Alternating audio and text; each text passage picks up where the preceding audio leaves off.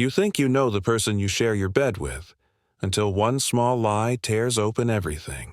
My wife said she was visiting her sick father. I believed her, until I found her car parked outside Bungalow 23. What I saw through that curtain still wakes me up at night. The story begins on a Friday. It had been raining since morning. Slow, heavy rain that blurred the streets and washed the city in gray. She was standing by the mirror, zipping her suitcase. Dad's condition worsened, she said. Doctor said it might be tonight or tomorrow. I'll stay 2 days, maybe 3. I nodded. Her voice cracked when she said Dad. Her eyes looked tired, but I noticed something else. The perfume she wore wasn't the one she usually used for family visits. It was stronger, expensive, the kind she used to wear on our anniversaries. Still, I didn't say a word. I trusted her. She kissed my cheek and said, I'll call when I reach. The door closed behind her, and the sound of her suitcase wheels faded down the corridor. I made coffee, tried reading, but something about her tone, the pause before she said Dad, wouldn't leave me. By noon, I called her father. He answered on the second ring. His voice was cheerful, not weak or sick. Hey, son, how's everything? I froze. Everything's fine. I just wanted to check on you. How are you feeling today? He laughed softly. Feeling good, actually. Just finished breakfast. Why? I felt my throat dry. No reason, just checking. He said goodbye, still cheerful, and hung up. I sat there staring at my phone. She lied. There was no emergency. No hospital. So where was she? For an hour, I tried convincing myself it was a misunderstanding. Maybe she was covering for someone. Maybe she wanted space, but then she texted, reached safely, staying near Dad's place. We'll call later. That message shattered every doubt. Because she used the same text she always sent when she traveled for work. Same emoji, same line breaks. Copy-pasted habit. Something inside me twisted. That night, I couldn't sleep. Her phone was off. Her WhatsApp last seen was at 10:47 p.m. I kept staring at it. Then, out of nowhere, I remembered something. A detail from a month ago. A message preview I'd once glimpsed on her screen when she set it down face up. A man's name. Azim, Bungalow 23. At the time, I didn't think much of it. I thought it was a real estate client. She worked in interior design after all. But now it echoed in my mind like a warning. Bungalow 23. The next morning, I drove out of the city. Rain had stopped, but the sky still looked bruised. I searched Bungalow 23 on maps. A location appeared. A private lane, 25 minutes from downtown. Quiet area. Near the lake, as I drove closer, my hands tightened around the steering wheel. My heartbeat felt like it was echoing through the car. I reached the lane. Old trees leaned over cracked pavement. The bungalows looked expensive but deserted. Then I saw it. Her car. Parked right outside Bungalow 23. The silver Honda Civic she drove every day. Same parking tag, same small dent near the left headlight. I pulled over a few houses away. My stomach turned cold. The curtains of Bungalow 23 were half closed. Through a narrow gap, I saw movement. Someone crossing the living room. I zoomed in with my phone camera. A man, tall, maybe mid-30s, wearing only a white shirt. And then, she appeared. My wife. Her hair tied up, wearing his shirt, barefoot. She was laughing. For a moment, the world stopped. I couldn't breathe. Couldn't move. Every memory, every night we shared, every promise, shattered in that one glimpse.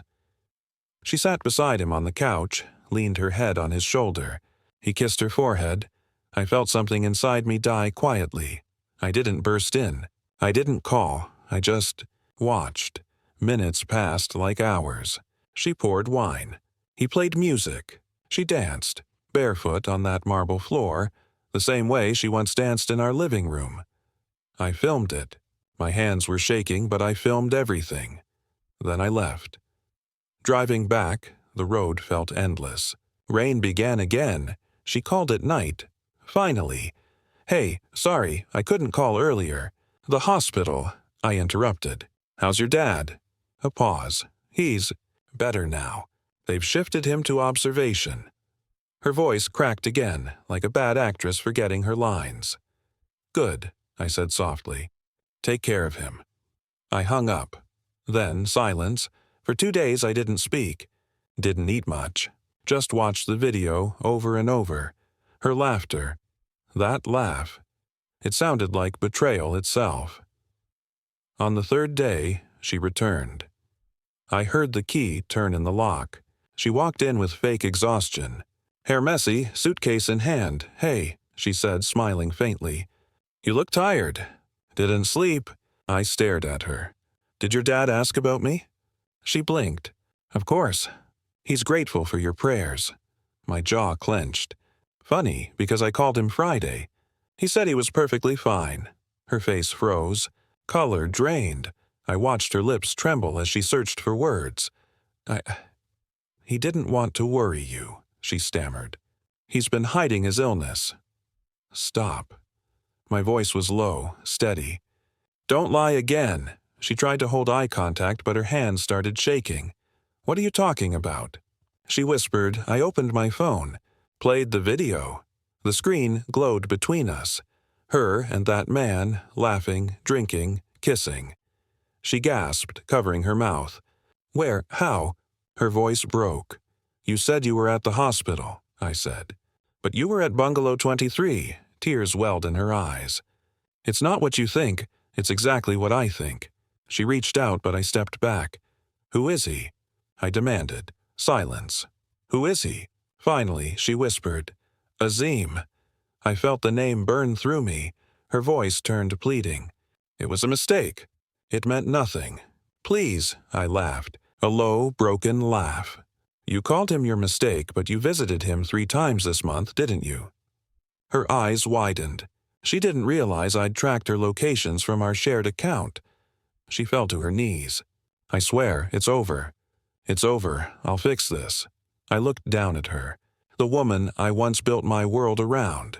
There's nothing left to fix. I walked out of the room. That night, she tried to talk, begged, cried. I ignored every word. At 3 a.m., she called from the bedroom. Voice hoarse, please, don't leave me. I made a mistake. I didn't answer. By morning, she was gone again. No note this time. Just silence. But then, around noon, the calls started. Missed call. Then another. Then another. 39 calls. All from her. I didn't answer a single one. Because I already knew where she was. 2 hours earlier, a friend from my work, Rashid, sent me a message. Bro, isn't that your wife's car? Saw it near that Lake Villa area again. Same spot as before, he sent a photo. Same car, same place. Bungalow 23, my pulse slowed down. This time, I wasn't going there as a husband. I was going there as someone who needed answers. Or maybe closure. I got in my car, phone recording in my pocket. The sun was setting when I reached that lane again. Bungalow 23 looked peaceful. Too peaceful. Curtains drawn. Same car parked, but this time the front door wasn't locked. It was slightly open. I pushed it gently. The smell hit me first, her perfume, mixed with wine and cigarette smoke. The living room was messy. Glass on the floor, wine stains on the rug, and then voices. Her voice. Low, angry. His voice, calm, dismissive. I told you not to come here again, he said. You promised me it meant something, she replied. He laughed. You were convenient, that's all. Don't make it dramatic. I froze in the hallway. My heart pounded, but I didn't move. I left my husband for you, she shouted. Then that's your problem, he said coldly. Go back to him. Or don't. I don't care. There was a pause. Then I heard glass shatter. She screamed. You used me. He laughed again, cruelly. You thought I'd leave my fiancé for you? Another silence. Then her voice dropped, cold, shaking. You'll regret this, Azim. Footsteps. The door slammed. I slipped out before she saw me. She didn't know I'd heard everything. That night she called me 39 times. I didn't answer any. Each call was shorter, more desperate. By the last one, her voice message came through. "Please, pick up. I'm sorry. I messed up. I need you. Please. Just talk to me." I sat there listening. The storm outside was loud. The rain hitting the windows drowned her voice. When the final message ended, I whispered to myself, "No, not this time, because forgiveness dies when love turns into humiliation." I went to my desk, opened my laptop, and copied all the footage, the recordings, the photos, the audio from Bungalow 23. Then I started something new. A plan, something that would make both of them remember me, not as the broken husband, but as the man who never forgot. It had been 3 days since her last call. 39 missed calls. Not one answered. The house felt quieter now. Too quiet. No perfume in the hallway. No slippers by the door. No sound of her humming in the kitchen. You'd think silence would bring peace. It doesn't. It brings memories. I'd sit there staring at the empty chair across from me, hearing her laughter echo from a place that no longer existed. I wasn't angry anymore. Just hollow. But hollow men can be dangerous. Because once love dies, what's left is only purpose. Mine was simple. To make them feel what I felt. I didn't want blood. Or violence. I wanted justice. Slow, precise, and unforgettable. I spent nights watching the video again. Every frame, every detail. The way he looked at her. The way she smiled back. They thought no one would ever know. I learned everything I could about Azim, a property agent, well-connected, engaged to the daughter of a developer. He lived by charm, lies, and expensive suits. And he was careful, very careful. No photos online with her, no public messages, no trail, but he forgot one thing. Every secret leaves fingerprints. One evening, I created a new account. Fake name, fake photo. A client interested in renting a property near the lake. Azim replied himself. Polite, professional, too eager. He sent details. Bungalow 23, available for short-term lease. The irony almost made me smile. I agreed to meet. Told him I was from Dubai, back for business, wanted privacy. He bought it. Because greed blinds men faster than love ever can. We set a time, Monday evening. That day, I dressed in plain clothes. Nothing that stood out. I arrived early, parked 2 streets away. When he opened the gate, he smiled wide. The same charming grin she once fell for. "Welcome, sir. Perfect spot for peace and privacy," he said. I stepped inside. Every corner of that bungalow screamed familiarity, because I'd seen it already. Through my lens. Through my rage. "Nice place," I said softly. He nodded, showing me around. Bedrooms, kitchen, balcony. When we entered the living room, I paused. That was where she'd danced barefoot. Where he'd held her, I could still see it, even though it wasn't there. "Beautiful flooring," I said. He grinned.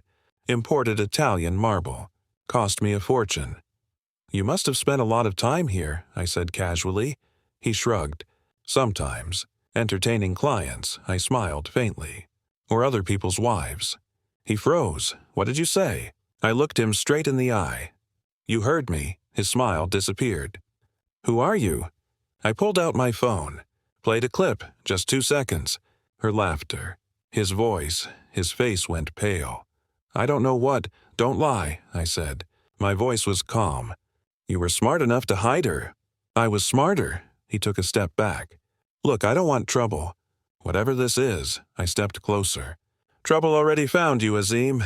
His eyes darted toward the door. "If you came here to threaten me," I interrupted. "No, I came to warn you." He frowned. "Your fiancé deserves to know who you really are. And your investors. And the people you rent to. I'm sure they'll all love watching this video." His jaw tightened. "You can't do that." "I already have," I said. "Scheduled emails. Timed release. 1 click and everything you've built collapses." He tried to speak, but I raised my hand. "I'm not here to destroy you completely. Yet. You'll do that yourself. piece by piece. He looked at me, confused, sweating. "Every man who lies to take what isn't his," I said quietly, "ends up choking on the same lie." I walked out. He didn't follow. That night, I uploaded the first video, just enough to ruin his engagement. Her laughter muted, his face clear. Within hours, it spread. By morning, his fiancé's father had pulled out of a deal worth millions. His office suspended him pending investigation. Azim's perfect life began to crumble. I didn't feel joy, just silence again. Because revenge doesn't heal you. It just mirrors the wound. 2 days later, she came back, banged on my door until I opened it. Her eyes were red, makeup smudged. "You did this," she said, shaking. "You ruined him." I didn't answer. "You think this makes you better?" She screamed. "You think this fixes anything?" I stared at her, at the woman who once cried in my arms after a bad day. "Did you love him?" I asked. Her breath hitched. "No, I thought I did. He made me feel seen. You were always so distant, always busy." "So you replaced me," I said. Tears rolled down her cheeks. "I made a mistake. I was lonely. I didn't mean to." "Stop saying that word," I whispered. "Mistake?" She looked at me, trembling. "Please, can we just talk?" "Talk?" I repeated. "You lied, you cheated, you watched me fall apart. And now you want to talk?" She reached for my hand. "I still love you." I pulled away. "No, you love who I used to be. Before you killed him." She broke down, sobbing on the floor. I should have felt something, but all I felt was exhaustion. After a while, she whispered, "He's gone. He lost everything. His family disowned him. He blames me." "Good," I said quietly. "Now you both know what it feels like to lose everything." She looked up at me, horrified. "You planned this?" "Yes. Why?" "Because love built on lies deserves to collapse." She stood up slowly. "You can't live like this." "I already am." She walked to the door, turned once, and said, "You think you've won, but you've just chained yourself to me forever." Then she left. Her words lingered. Maybe she was right. Weeks passed. The world moved on. But inside me, nothing changed. I stopped checking her socials. Stopped answering people's questions. I started running every morning, long runs through empty streets, chasing silence. Until one day, my phone rang. An unknown number. I let it ring. Then voicemail. It was her voice. "I'm leaving the city. For good. I'm sorry for everything. Maybe in another life, we would have been okay." I sat on the bench, watching the sunrise, and whispered, "Maybe." Then I deleted her number. But peace doesn't last. A month later, a detective came to my door. "There was an incident," he said. "Out near the lake." My heart froze. He hesitated. "A woman. Found unconscious inside Bungalow 23. Overdose, but she'll live." Her. "She asked for you," he added. For a long moment, I said nothing. Then I grabbed my jacket. When I entered that hospital room, it felt like walking through the ruins of my own heart. She was lying there, pale, fragile, machines humming. Her eyes fluttered open. "You came." I didn't answer. Tears slid down her temples. I wanted it to stop. Everything, the guilt, the noise. I ruined us. I sat beside her. "Why go there again?" She smiled faintly. "Because that's where I lost everything." I thought maybe I'd find myself there again. I looked at her. "Did you?" She closed her eyes. "No, just ghosts." We sat in silence. The machine beeped steadily. Finally, she whispered, "Do you still hate me?" I thought for a long time. "No, hate takes too much energy." Her lip trembled. "Then what do you feel?" "Nothing," I said softly. "And maybe that's worse." She nodded weakly. "You'll move on someday." I stood. "Maybe, but not yet." As I turned to leave, she whispered, "I'm sorry." I paused at the door. "I know." Then I walked away. Outside, the rain had started again. Soft at first, then harder. I stood under it, letting it wash the last of her from me. Somewhere behind those hospital walls, she was alive. And that was enough. Revenge doesn't give peace. It gives closure, sharp, cold, and incomplete. But sometimes that's all you get. 2 months later, I drove past the lake again. Bungalow 23 stood empty, windows broken, door chained shut, grass had overgrown the path. The place looked haunted. Maybe it always was. I parked for a moment. Stepped out. The wind carried the faint smell of rain and memory. I looked at that house, the stage of my heartbreak, my revenge, my awakening. And I realized something. We don't really move on.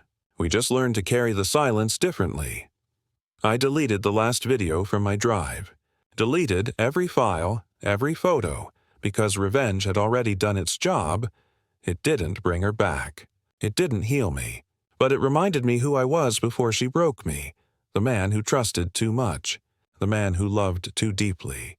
The man who finally learned that sometimes closure is just walking away and never looking back. I got in my car. The rearview mirror caught the reflection of the Bungalow 23. One last time.